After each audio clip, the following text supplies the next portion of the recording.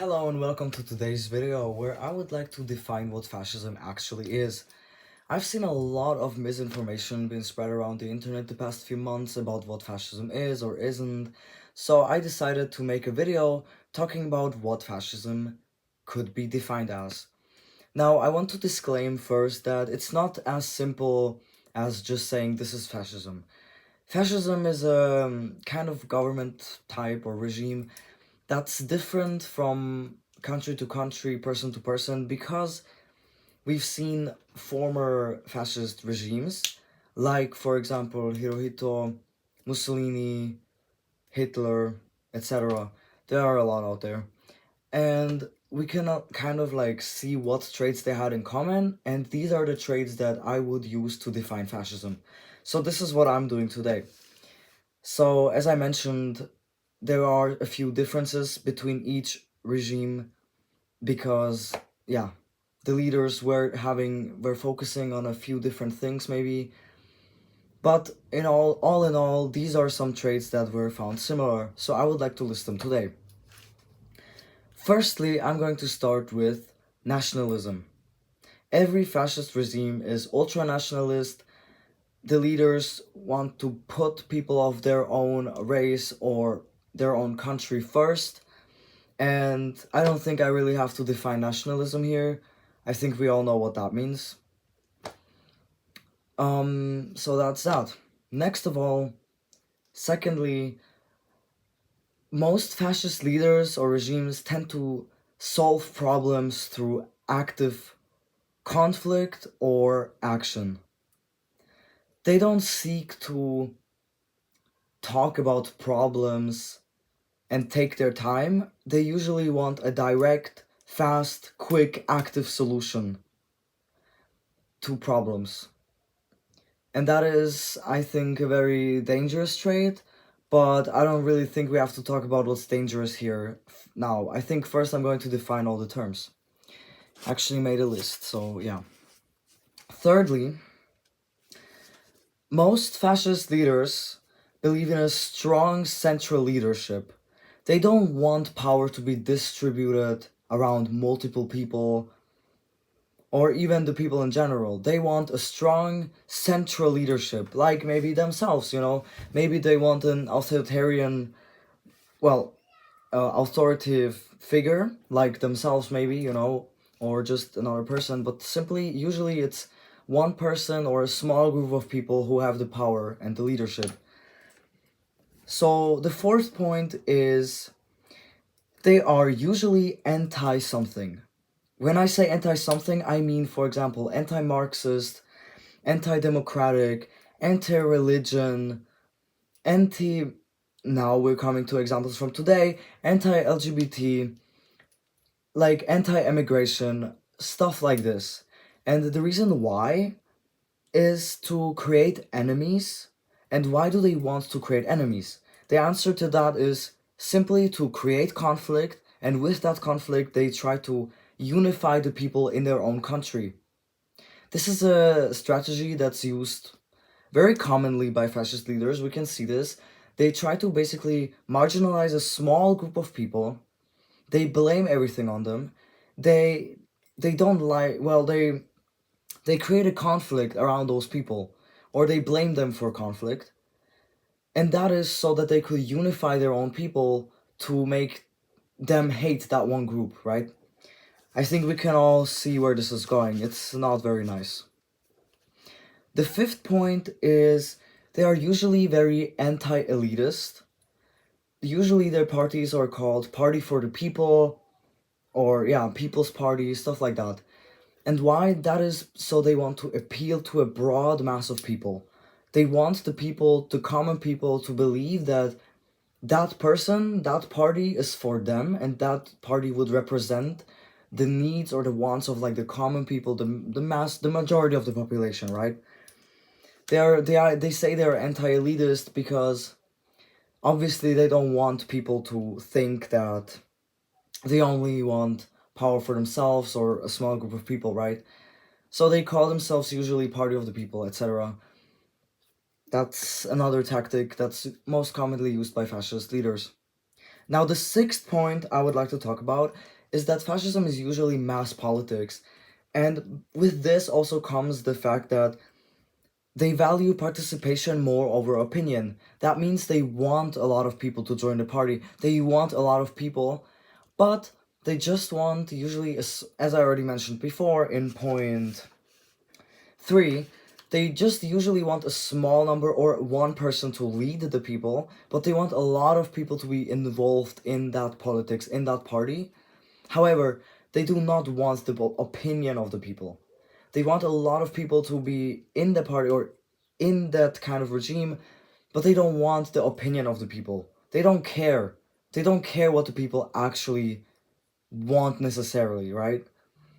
They don't value the opinion of the people. They just want the people so that they're a greater number, so that they can outnumber other parties, for example, or minority groups, for example. Now, the seventh point is that a fascist regime usually turns into a military or police state very fast and very easily. Why that is because they want the people to be scared in a way. That's one of the, I think, reasons why. I mean, the police is an organ of the society to kind of keep the law at place, right? That's the main job in a way, the correct job of them. Now, in a military state, I mean, the military and the police are two separate things. The military is supposed to protect the country from foreign invasion, for example, or other stuff. The police is supposed to protect the people internally.